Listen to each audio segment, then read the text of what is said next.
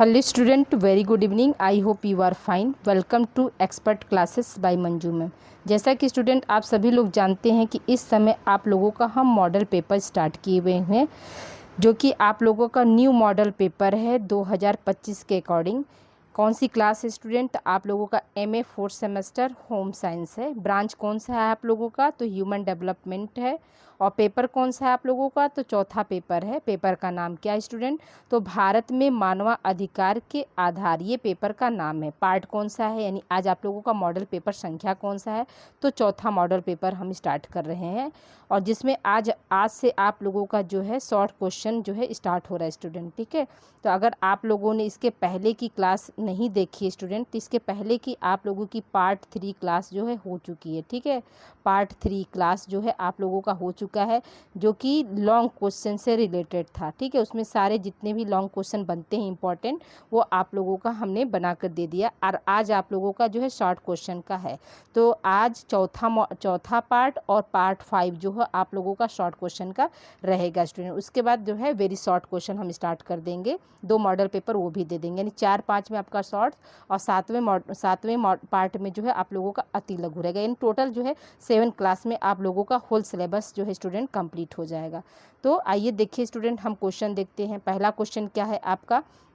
तो पहला क्वेश्चन है कि महिला एवं कानून पर एक निबंध लिखिए। ठीक है, या महिलाओं के लिए कौन कौन से जो है कानून बनाए गए हैं, कौन कौन से कानून का प्रावधान किया गया है, उसके बारे में अगर आपको टिप्पणी लिखना या निबंध लिखना होगा तो आप कैसे लिखेंगे। तो आइए इसी को हम समझते हैं। देखिए उत्तर क्या है। देश में महिलाओं की स्थिति बिगड़ते हुए देखकर हमारे समाज सुधारक, सरकार व राजनेताओं के सम्मिलित प्रयास से कुछ ऐसे प्रावधान या सुझाव की व्यवस्था की गई, जिससे कि महिलाओं के साथ होने वाले भेदभावों को कुछ हद तक कम होगा। ठीक है स्टूडेंट, कम या समाप्त किया गया। ठीक है, तो यानी कि कहने का मतलब क्या है कि पूरी तरह से जो है समाप्त तो नहीं हुआ, लेकिन कुछ हद तक क्या हुआ, ये भेदभाव को जो है कम किया गया।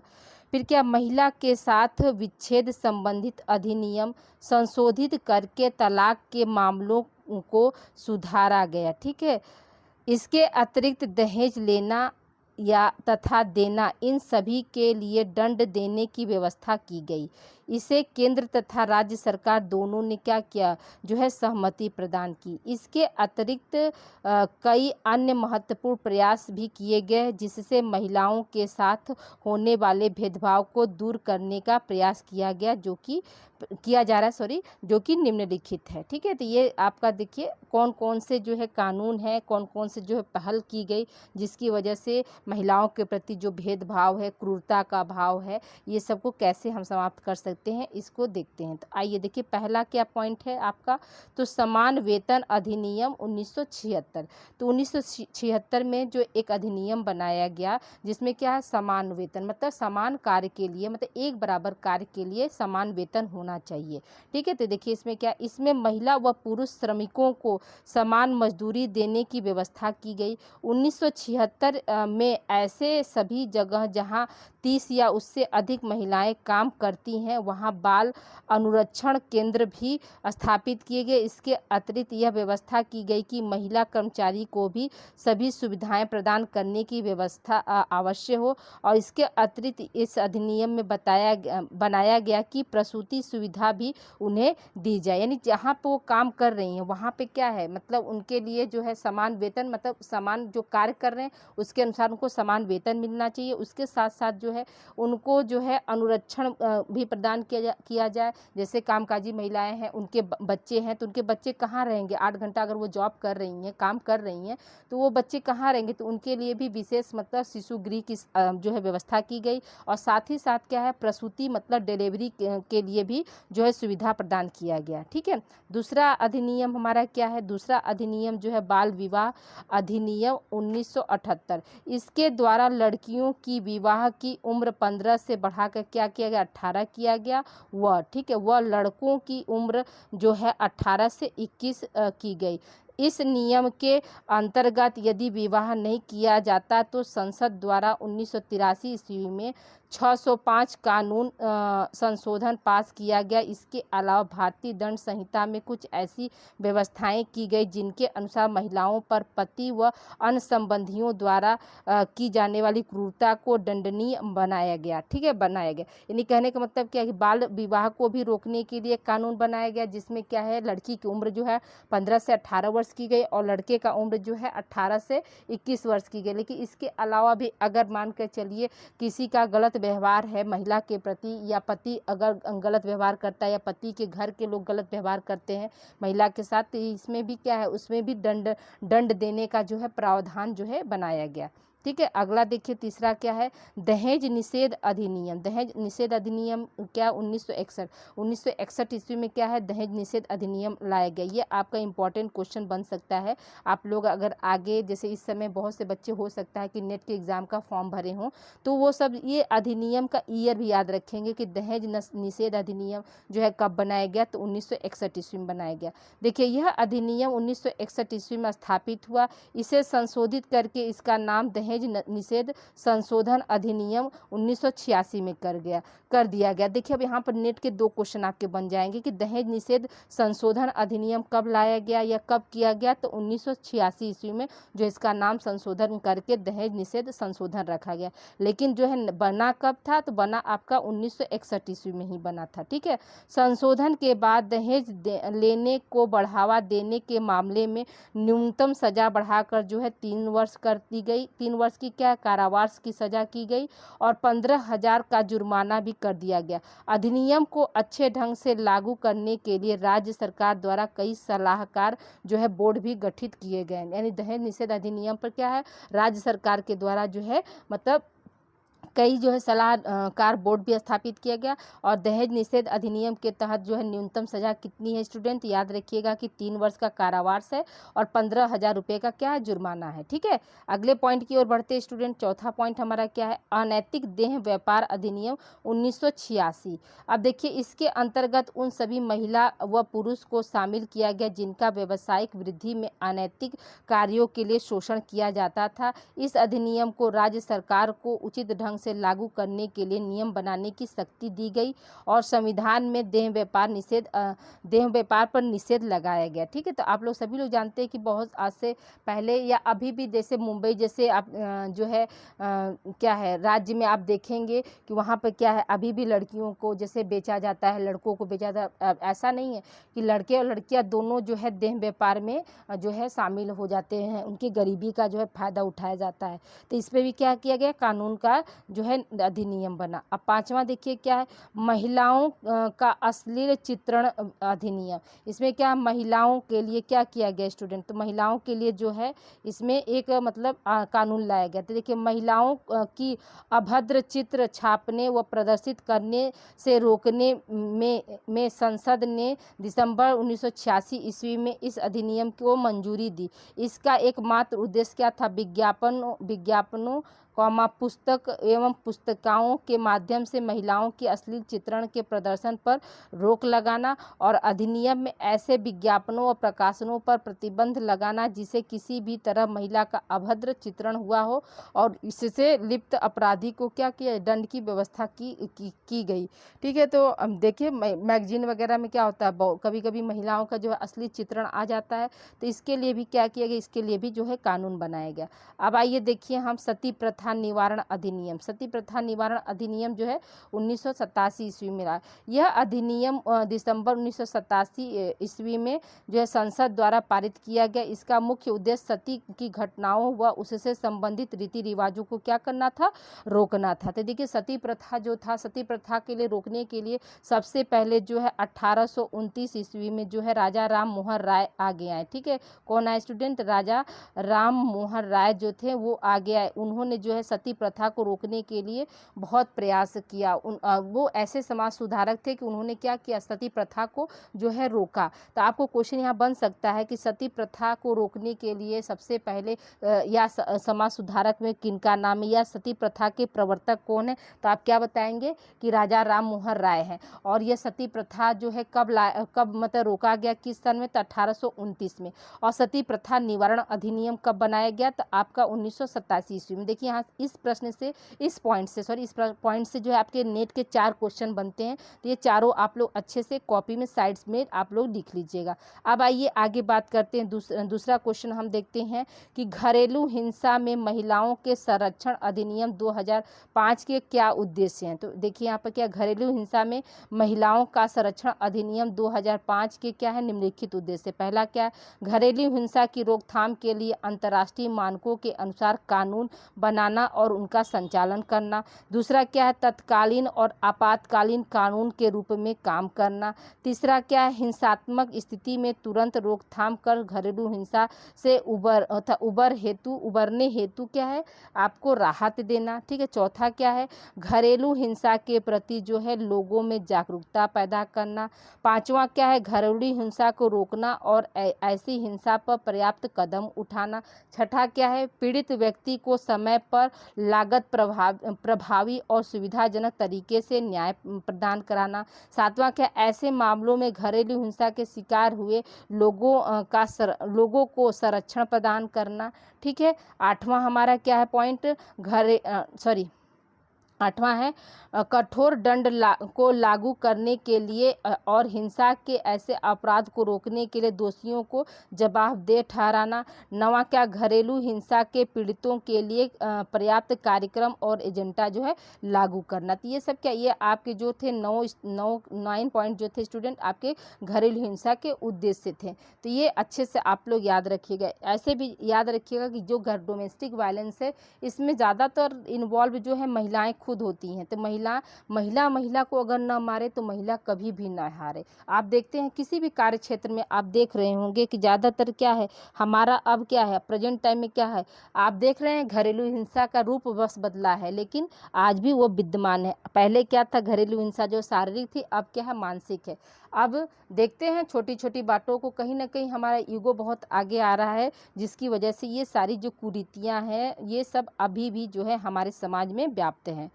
अब देखिए यहाँ पे क्या है, भारत में लैंगिक असमानता पर एक टिप्पणी लिखिए। तो देखिए लैंगिक असमानता आज सिर्फ भारत में ही नहीं अपितु यह समस्त राष्ट्र की समस्या है। सर्वप्रथम लिंग संबंधित असमानता शारीरिक संरचना के आधार पर पुरुष और स्त्री के मध्य प्राकृतिक असमानताओं को तो हम स्वीकार करते हैं, लेकिन सामाजिक, आर्थिक और राजनीतिक आधार पर पुरुष व स्त्री के मध्य भेदभाव नहीं होना चाहिए, क्योंकि यह मानवाधिकार के क्या है? विपरीत है। तो देखिए प्रकृति के आधार पर जैसे लड़का है या लड़की है, उस असमानता को तो हम स्वीकार कर लेते हैं, लेकिन क्या सामाजिक, आर्थिक और राजनीतिक स्थिति पर जो है अगर ये असमानता या भिन्नता देखने को मिलता है तो इसका जो है ये मानवाधिकार का कहीं ना कहीं क्या है? हनन है। जैसे आप देख रहे हैं आज भी देखते होंगे, आप अपने घर में ही खुद देखते होंगे कि आपके भाई हैं, अगर मान लीजिए आप 2 बहनें हैं, भाई एक है, तो क्या किया जाता है? भाई को जो है ज़्यादा मतलब खाने पीने, शिक्षा, अगर भाई डॉक्टर बनना चाहता है तो माँ बाप क्या करते हैं? उनके एजुकेशन के लिए लोन सब कुछ। लेकिन अगर वही लड़की अगर डॉक्टर बनना चाहती है, बहुत से घरों में आज भी आप देखेंगे ये ऐसी मानसिकता या असमानता पाई जाती है। तो उनके लिए क्या है? उनके लिए लोन नहीं है। उनको क्या है? उनका अगर मन डॉक्टरी पढ़ने का तो उनको ज़बरदस्ती BA है, ऐसे ऐसे कोर्स जो है करा देते हैं माता पिता। तो वो ये क्या है? ये कहीं ना कहीं आपका असमानता ही है। और फिर दूसरा चीज़ क्या है? हमारा तो ये मानना था कि आप जैसे जिसमें भी अगर चाहे वो बेटा हो या बेटी हो, तो उसको जो अगर एजुकेशन में उसका मन लग रहा है तो आपको कर्ज लेना पड़े तो भी आप कर्ज लेकर उसको अच्छी शिक्षा दीजिए, ताकि वो इंडिपेंडेंस बन पाए। इंडिपेंडेंस बनेगी तभी आपकी लड़की और आपका जो एक तरह से समाज में नाम होगा। दूसरी क्या है? लड़की अपनी पहचान हासिल करेगी, वो किसी के ऊपर डिपेंड नहीं, हर परिस्थिति में क्या है वो अपने आप को जो है संभाल सकती। तो आज का जो एजुकेशन ऐसा होना चाहिए कि हर लड़की जो है मतलब अपने पैर पे रहे। तो ये जो है पेरेंट्स को जो है ध्यान देना पड़ेगा। ठीक है, अब आइए देखिए क्या है, कानून ने भी इन सभी बातों का जो है समर्थन किया है। लिंग असमानता वर्तमान समय में समाज का सार्वभौमिक तत्व बन गया है। लैंगिक असमानता को स्त्री पुरुष विभेद के सामाजिक संगठन अथवा स्त्री पुरुष के बीच असमान संबंध की व्यवस्था के रूप में भी क्या है, हम इसको जानते हैं। तो यहाँ पर क्या है, जो लिंग असमानता है, तो याद रखिएगा कि आज क्या है, आज ये सार्वभौमिक तत्व बन गया। सार्वभौमिक तत्व का मतलब क्या हुआ कि यह जो है सब, देखिए सार्वभौमिक का मतलब क्या बताएं स्टूडेंट्स, तो सार्वभौमिक का मतलब होता है कि सभी जगह। तो जो ये लिंग असमानता है तो वो क्या है, वो सभी जगह पाया जा रहा है, ऐसा नहीं कि वो सिर्फ भारत में पाया जा रहा है। तो इसमें क्या है, स्त्री और पुरुष के बीच जो अंतर पाया जाता है उस वो भी कहीं ना कहीं क्या है, जो मतलब लिंग असमानता को जो है बनाता है। अब देखिए यहाँ पर अगला हेडिंग क्या है कि भारत में लैंगिक असमानता के कारण, मतलब किन कारणों से जो है लैंगिक असमानता बढ़ रही है। तो पहला क्या, सामाजिक अत्याचार है। दूसरा क्या, शिक्षा में असमानता क्या है। तीसरा है रोजगार। चौथा है स्वास्थ्य एवं पोषण संबंधित असमानता। स्वास्थ्य एवं पोषण संबंधित असमानता का मतलब क्या हुआ कि जैसे लड़के पे जो है मतलब बहुत विशेष ध्यान दिया गया और लड़कियों के पालन पोषण में क्या है, विशेष ध्यान नहीं दिया गया। फिर क्या, यौन शोषण और यौन उत्पीड़न, दहेज उत्पीड़न, फिर क्या है, तलाक है, विदुर विवाह है और क्या है, महिलाओं के विरुद्ध हिंसा और स्त्री हत्या और कन्या भ्रूण हत्या। ये सभी क्या, सभी कहीं ना कहीं आपके जो है लैंगिक असमानता के कारण है।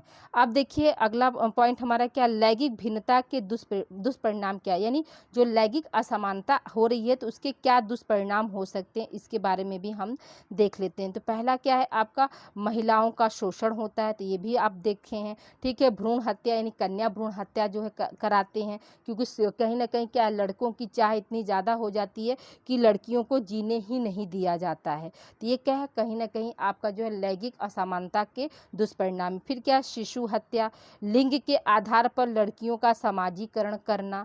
ठीक है, परिवार के सदस्यों और रिश्तेदारों के द्वारा बच्चों को बुरा भला कहना, लड़कियों के खान पान में अंतर रखना और फिर क्या है, शिक्षा में भी क्या है अंतर रखना, दहेज प्रथा।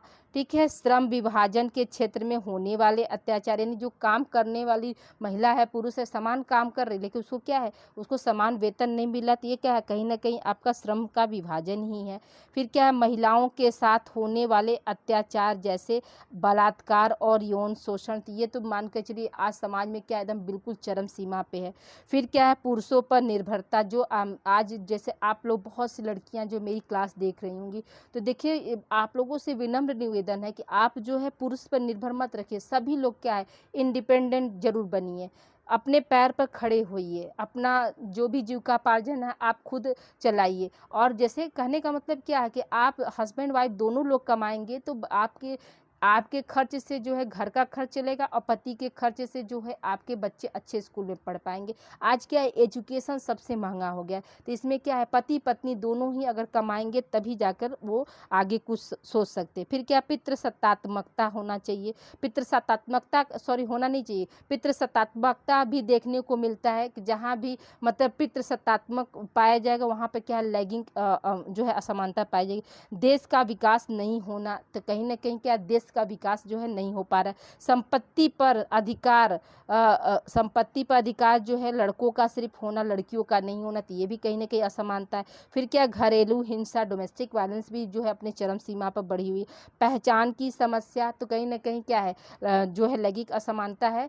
पहचान की समस्या का मतलब क्या होती है, यहाँ ये समझिए जैसे हम लड़की हैं तो हमारा जन्म हुआ तो हम जहाँ पे थे वहाँ पे क्या, पिता के नाम से जाने गए, और जब हमारा शादी हुआ तो हम क्या हुआ, पति के नाम से जाने। तो हमारा अपना खुद का पहचान कहाँ है, हमारा खुद का अस्तित्व कहाँ है। तो अपने अस्तित्व के लिए हमेशा हर लड़की को जो है संघर्ष करना चाहिए, सबको अपनी आइडेंटिटी जरूर रखनी चाहिए कि मुझे दुनिया जो है, मुझे समाज जो है, मुझे मेरे नाम से जाने, मेरी अपनी खुद की जो है एक सेल्फ रिस्पेक्ट हो, खुद की अपनी एक पहचान हो। फिर क्या है, महिला बेरोजगारी। तो ये सभी क्या है, सभी आपके जो है लैंगिक असमानता के जो है दुष्परिणाम है।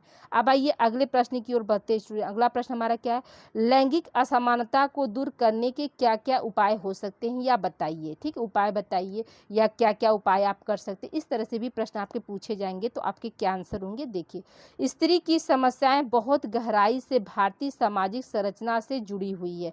पितृसत्तात्मक समाज में जब तक संरचनात्मक परिवर्तन नहीं किए जाएंगे तब तक स्त्री की स्थिति में कोई विशेष परिवर्तन नहीं होंगे। लैंगिक असमानता के समाधान हेतु कुछ महत्वपूर्ण कदम सरकार द्वारा उठाए गए हैं जो कि आपके निम्नलिखित हैं। ठीक है, तो कौन कौन से जो कदम हैं जो कि मतलब जिससे क्या है हम लैंगिक असमानता को दूर कर सकते हैं, आइए देखते हैं। तो देखिए, पहला क्या है, वैधानिक सुझाव। वैधानिक सुझाव का मतलब क्या हुआ कि स्त्री और पुरुष के लिए जो है कानून बनाया गया, उसके नियम के तहत जो है काम करना चाहिए। स्त्री और पुरुष कहीं भी अगर कार्य कर रहे हैं तो समान कार्य के लिए समान जो है वेतन होना चाहिए। फिर क्या, स्त्री शिक्षा का प्रचार, यानी अधिक से अधिक लड़कियों को एजुकेट करिए, क्योंकि लड़कियां, याद रखिएगा कि एक लड़का जो पढ़ता है वो सिर्फ अपने लिए पढ़ता है, लेकिन जब एक लड़की को अगर हम शिक्षित करते हैं तो उससे कई पीढ़ियां जो है तरती हैं। जैसे मैं शिक्षित हुई तो मैं अपने लिए भी पढ़ी, आज मैं क्या करी, मैं अपने दोनों बेटों के साथ साथ आप लोगों को भी एजुकेट करा रही हूँ। कल मेरे बेटों की शादी होगी तो उनके बच्चे होंगे तो उनको भी मैं एजुकेशन दे सकती हूँ। मैं क्या करूँ, मैं 3 जनरेशन को शिक्षित कर रही हूँ। लेकिन वहीं पे क्या है, वहीं पर अगर एक पुरुष पढ़ता है तो वो सिर्फ अपने लिए पढ़ता है। वो देखिए पढ़ा, फिर काम पर गया, फिर आया रात को 8 बजे, तो क्या अपने बच्चों को उतना टाइम दे पाएगा? नहीं दे पाएगा। लेकिन कहीं ना कहीं स्त्रियां जो होती हैं, अगर एक शिक्षित स्त्री है तो वो कई जनरेशन को जो है शिक्षित करे। जैसे मैं, आप लोगों न जाने कितने लोग मेरे जो है वीडियो देख रहे होंगे, इस समय मेरी क्लास को अटेंड कर रहे होंगे बहुत जगह से। भारत में एनईपी लागू हो गई, ठीक है, सभी लोग क्या है न्यू एजुकेशन पॉलिसी के तहत आप लोग सभी लोग हैं। तो ये क्या है, भारत के हर राज्य में ये वीडियो चल रहा होगा। तो आज मैं क्या कर रही हूँ, मैं लाखों लोगों को एजुकेट कर रही हूँ ना। अगर मान लीजिए मैं पढ़ी नहीं होती तो क्या मैं इतने लोगों को एजुकेट कर पाती? और साथ ही साथ क्या है, मैं अपने बच्चों को भी एजुकेट कर पा रही हूँ। तो ये चीज़ें होनी चाहिए। फिर क्या है, रोजगार व स्वरोजगार के लिए प्रोत्साहन देना, यानी कोई ज़रूरी नहीं है कि आप जो है मतलब कोई आप अपने से भी अपना रोजगार जो है कर सकते हैं। तो उसको भी क्या है, कोई भी जैसे मान लीजिए आपके अंदर हुनर है सिलाई करने की, तो आप क्या, आपका ये स्वरोजगार हो गया। अपने से अपना अपना बिजनेस, अपना मालिक खुद। आप एक दिन में 100-200 अपना आराम से आप पा सकते हैं। ठीक है, तो ये सब चीज़ें होनी चाहिए। फिर क्या है, मातृत्व का मौलिक अधिकार, यानी जो माँ को भी क्या है मूल अधिकार जो है प्राप्त करना। फिर क्या, स्त्री संगठन को प्रोत्साहित एवं सहायता देना। जो भी एनजीओ चल रहा है स्त्री के लिए, कोई भी एनजीओ अगर चला तो उसको क्या करना चाहिए, उसको प्रोत्साहित करना चाहिए और उसमें सहायता। फिर क्या, स्त्री सशक्तिकरण के लिए भी जो है आगे बढ़ना चाहिए। फिर दहेज नियंत्रण कानून को भी बनाना चाहिए। लेकिन ये दहेज नियंत्रण जो है वो अभी ख़त्म नहीं हो सकता, कभी नहीं ख़त्म होगा, इसलिए क्योंकि आज क्या उसका रूप बदल दिया गया। आज पिता पक्ष जो है कन्या पक्ष क्या कहता है, हम अपनी बेटी को उपहार स्वरूप दे रहे हैं। ठीक है, फिर क्या, महिलाओं को गोद लेने का भी अधिकार होना चाहिए। तो ये सब अधिकारों से क्या होगा, जो लैंगिक असमानता जो है उसको हम क्या कर सकते हैं, समाप्त कर सकते हैं। अब आइए अगला देखते हैं, अगले प्रश्न की ओर बढ़ते हैं स्टूडेंट। महिलाओं के विरुद्ध हिंसा के क्या कारण हैं? क्या क्या कारण होते हैं? तो महिलाओं के विरुद्ध हिंसा के निम्न कारण होंगे। पहला क्या, भारत में ही नहीं अपितु समस्त विश्व में पुरुष की प्रधानता पाई जाती है। तो हम तो आपको स्टार्टिंग से ही, भारत कल भी पुरुष प्रधान देश था और आज भी और हमेशा रहेगा। उन्हें शक्ति का प्रतीक माना जाता है। वह पुरुष अपनी श्रेष्ठ और पुरुषत्व स्थापित करके सिद्ध करता है कि वह नारी पर अत्याचार कर सकता है। दूसरा क्या है, महिलाओं को पुरुषों पर अधिक निर्भरता। कहीं ना कहीं क्या है, महिलाएं टोटल जो पुरुष के ऊपर जो है डिपेंड हो जाएं, तो वो भी क्या है कहीं ना कहीं जो है हिंसा का कारण बनता है। फिर क्या, पारिवारिक तनाव भी क्या है जो है हिंसा का कारण बनता है। फिर क्या है, महिलाओं की अशिक्षा भी। आज देखिए बहुत सी लड़कियां पढ़ तो रही हैं, सब पढ़ रहा है, लेकिन सही मामले में जो है शिक्षा जो उनके तक नहीं, वो शिक्षा ही कैसी जो आपको डिपेंड न बना सके, वो शिक्षा ही कैसी आप माँ बने तो अपने बच्चे को बैठ कर थोड़ा बहुत आप पढ़ा नहीं सके, तो वो शिक्षा का क्या मतलब है? आप बीए, एमए, बीएड, एमएड सारी डिग्री आप ले रहे हैं, हैं घर बैठे बैठे, और जहाँ आपको पढ़ाना है वहाँ आप अपने बच्चे को शिक्षित नहीं कर पा रहे हैं, तो वो शिक्षा का कोई मतलब नहीं है। फिर क्या है, सामाजिक कुप्रथाएं जैसे बाल विवाह, पर्दा प्रथा, दहेज प्रथा और विधवा पुनर्विवाह का अभाव, ये सभी क्या है, ये सभी भी कहीं ना कहीं जो है वायलेंस को जो है बढ़ावा देती हैं। विधवा पुनर्विवाह का अभाव, जैसे क्या है, न्यूली मैरिड हुआ और किसी कारणवश जो है लड़की का पति गुजर गया, तो क्या उसको दूसरा विवाह करने का अधिकार नहीं है? तो ये सब चीज़ें क्या है, समाज में कहीं ना कहीं कुरीति हैं। फिर क्या, इस प्रकार समाज में प्रचलित रीति रिवाज, विश्वास, विचारधारा का भी महिला उत्पीड़न में योगदान रहा है। और आज़ादी के इतने वर्ष बाद भी महिला उत्पीड़न समाप्त नहीं हुआ है। महिला अपराध में पुरुषों की अपेक्षा स्वयं महिलाओं का योगदान कम नहीं रहता। वास्तव में देखा जाए तो महिला ही महिला की दुश्मन है, और यह कहा भी गया है। देखिए, एक स्लोगन भी महिलाओं के लिए कहा गया है कि औरत औरत को न मारे, ठीक है, औरत औरत को न मारे तो औरत कभी न हारे। तो ये बात भी सही है कि औरत औरत की ही दुश्मन होती है। औरत औरत को न मारे तो औरत कभी न हारे।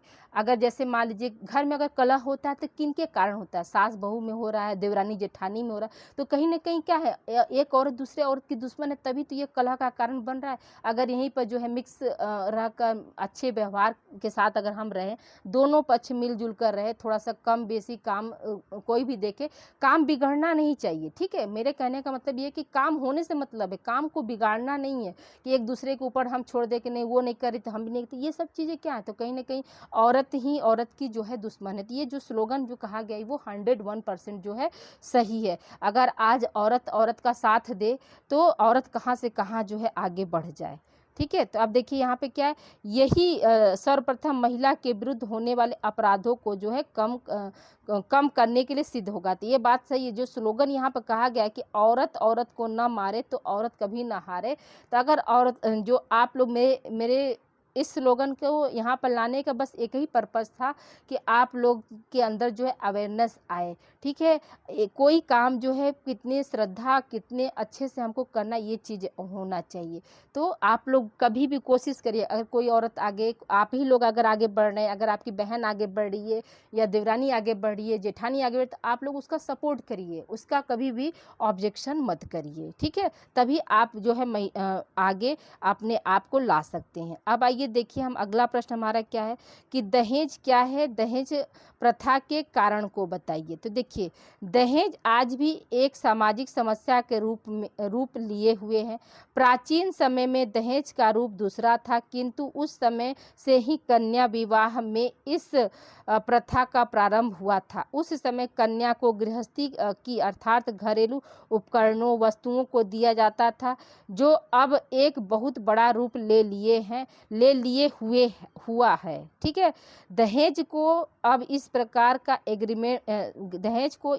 का एग्रीमेंट समझा जाता है। आप देखते हैं ना कि शादी करने जा रहे हैं तो पहले ही क्या होता है, हमको 4 लाख 5 लाख, तो ये क्या हुआ, एक तरह से एग्रीमेंट ही हुआ। लेकिन प्राचीन समय में क्या था, बेटी की जैसे नई नई गृहस्थी जमती थी तो माता पिता क्या करते थे, उनको गृहस्थी की संबंधी सारा सामान दे देते थे ताकि वो अपनी नई गृहस्थी जमा सके। लेकिन आज क्या है, धीरे धीरे उसका जो है विकराल रूप हो गया कि आज बिना दहेज के कोई भी शादी नहीं होती है। लेकिन मैं मानती हूँ कि मेरा भी मान कर चलिए 2004 में शादी हुई, लेकिन बिना दहेज के, मतलब बिना दहेज के सिर्फ मात्र 1 रुपये तिलक में जैसे मेरा विवाह हुआ।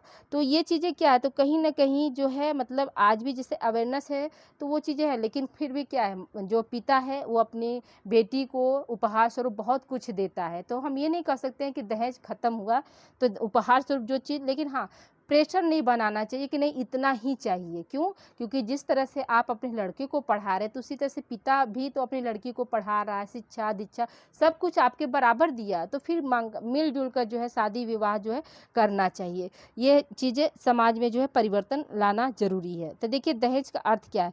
दहेज प्रथा आज इतने विकृत रूप में समाज में हो गई है जितना प्राचीन काल में कभी नहीं था। दहेज का अर्थ सामान्यतः होगा यहाँ पर, सामान्यतः उस राशि वस्तु या संपत्ति से लगाया जाता है जिसे कन्या पक्ष विवाह के अवसर पर वर पक्ष को प्रदान करता है। वेबस्टर ने लिखा है, दहेज वह धन या संपत्ति है जिसे एक स्त्री विवाह के समय पति के लिए ले आती है। देखिए उन्होंने जो है वेबस्टर ने कितना अच्छी बात लिखी है कि उन्होंने ये बताया कि जो दहेज होता है वो क्या है, वह ऐसी धन संपत्ति है जो कि एक स्त्री क्या है अपने पति के लिए लेकर आती है। तो भाई जो भी है पति लोग भी देखिए वो चीज़ का जो है खंडन करें, हैं ऐसा नहीं होना चाहिए। देखिए यहाँ पर भी कितनी बड़ी बात जो है विद्वान भी अपना जो है ओपिनियन रख के चले जाते हैं। अब देखिए यहाँ पर क्या है, दहेज निरोधक अधिनियम 1961, उसमें क्या कहा गया, दहेज का अर्थ कोई ऐसी संपत्ति या मूल्यवान वस्तु से है जो विवाह करने वाले दोनों पक्षों में से किसी ने एक पक्ष ने दूसरे पक्ष को या दोनों पक्षों में से किसी पक्ष के माता पिता ने दूसरे पक्ष के माता पिता को विवाह के पूर्व या विवाह के पूर्व या पश्चात हो गया, यहाँ पर बाद में होगा ना, ठीक है, बाद पूर्व या बाद में विवाह की शर्त के रूप में दी हो। तो जैसा भी बताया कि विवाह के रूप में माना गया कि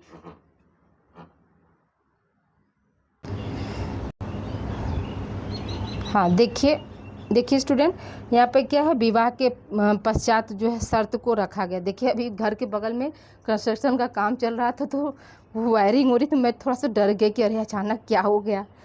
आइए देखिए अब बात करते हैं हम दहेज प्रथा के कारण। दहेज प्रथा के क्या क्या कारण हो सकते हैं। तो देखिए कुलीन विवाह का नियम, तो कुलीन विवाह के नियम के कारण एक और कुलीन परिवार के लड़कों की एक और होगा यहाँ पे, ठीक है, एक और कुलीन विवाह के लड़कों की मांग अत्यधिक बढ़ जाती है और दूसरी ओर यहाँ पर और होगा जीवन साथी का चुनाव का क्षेत्र बहुत सीमित रह जाता है।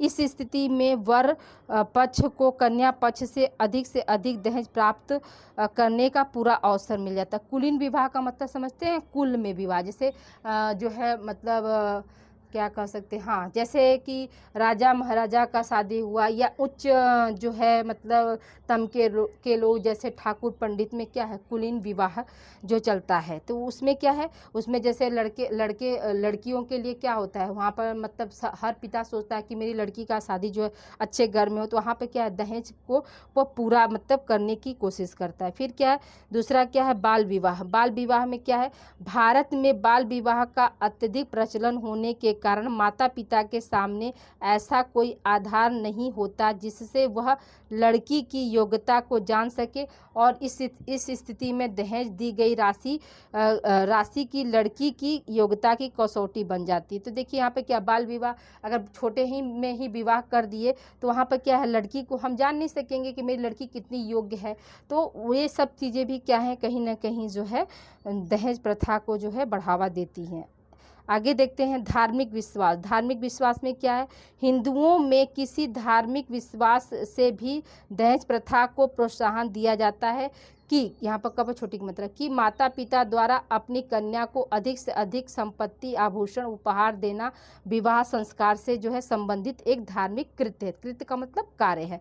तो ये सब चीज़ें भी क्या है कहीं ना कहीं जो है आपका जो है धार्मिक विश्वास भी दहेज प्रथा को जो है कहीं ना कहीं बढ़ावा दे रहा है। अगला पॉइंट देखिए क्या है, आर्थिक प्रतिस्पर्धा। वर्तमान युग में आर्थिक प्रतिस्पर्धा समाज के प्रत्येक वर्ग के जीवन का एक प्रमुख विशेषता बन चुकी है। इस प्रतिस्पर्धा के अंतर्गत धन को सर्वोच्च सामाजिक मूल्य के रूप में देखा जाने लगा है। इस स्थिति में प्रत्येक व्यक्ति अधिक से अधिक धन व सुविधा प्राप्त करने का प्रयत्न करता है, चाहे वो किसी भी तरीके से हो। तो आप सभी लोग देख रहे हैं वर्तमान समय में क्या है, लग्जरियस लाइफ सबको चाहिए, ठीक है, उसके लिए कुछ भी करना है, धन चाहे जैसे भी आए मतलब कि आना चाहिए। तो ये चीज़ क्या है, ये कहीं ना कहीं जो है दहेज प्रथा को भी क्या कर रहा है, बढ़ावा दे रहा है। फिर क्या है, काले धन में वृद्धि। काले धन में वृद्धि क्या है, वर्तमान समय में काला धन दहेज की बढ़ती हुई सीमा का एक महत्वपूर्ण कारण है। व्यक्ति काले धन को न तो बैंक में रख सकता है और न इसे व्यापार में लगा सकता है। स्वाभाविक है कि इस स्थिति में काले धन की सहायता से वह अपनी कन्या के लिए उच्च से उच्च वर्ग को प्राप्त करने का प्रयत्न करता है। यही कारण है कि हमारे देश में काले धन में जितना वृद्धि होती जा रही है, दहेज में दी जाने वाली नगद राशि में भी उतनी ही वृद्धि हो रही है। तो आप देखते हैं बड़े बड़े जो बिजनेसमैन होते हैं, अगर वो ऊपरी कमाई यानी काला धन अगर बचाते हैं तो देखते हैं शादी जो है, पहले क्या था, शादी जो है बहुत सिंपल तरीके से हो जाता था और जितना आज का जो ताम झाम है उतने में क्या एक विवाह हो जाता था।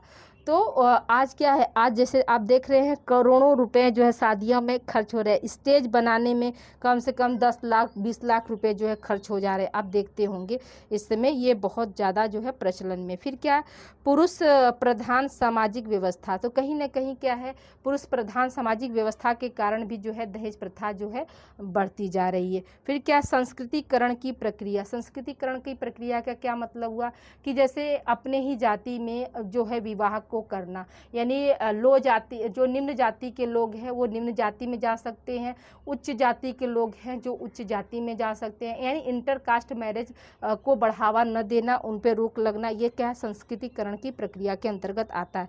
सामाजिक प्रतिष्ठा का प्रतीक। कहीं ना कहीं क्या है, दहेज देना लेना जो है एक समाज में एक कुरीति तो है, लेकिन इससे क्या है, सामाजिक प्रतिष्ठा बनी हुई है, इसलिए इसको भी जो है बढ़ावा ज़्यादा मिल रहा है। फिर क्या, माता पिता का प्रभुत्व।